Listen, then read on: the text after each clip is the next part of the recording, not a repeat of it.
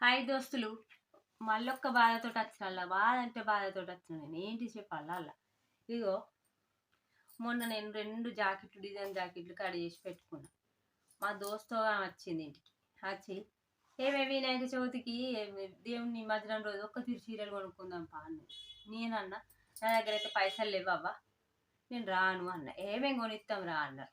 సరే అవి ఏం చేద్దామా అని ఆ కట్ చేసిన జాకెట్లు పక్కకు పెట్టి వాళ్ళతో షాప్కి పోయినా. షాప్కి పోయినాక 10 చీరలు ఒక్క తీరి 300కి ఒకటని ఏరతారాలు.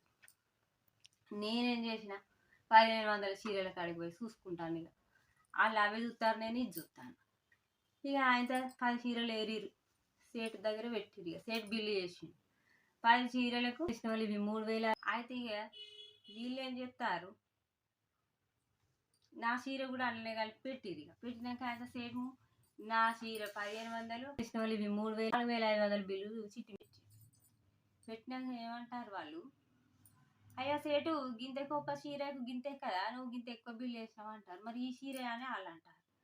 మరి ఈ చీర బిల్లు ఆమె ఇస్తుంది కదా అన్న వాళ్ళే నన్ను అడిగిరు.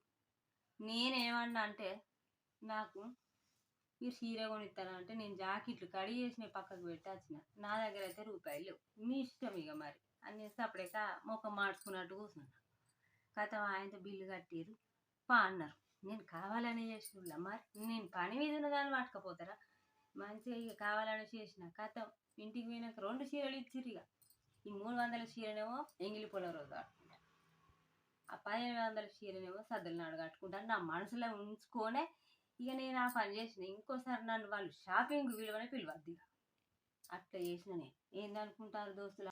వీడియో నచ్చినట్లయితే లైక్ చేయండి, షేర్ చేయండి, సబ్స్క్రైబ్ చేసుకోండి, సపోర్ట్ చేయండి ఫ్రెండ్స్.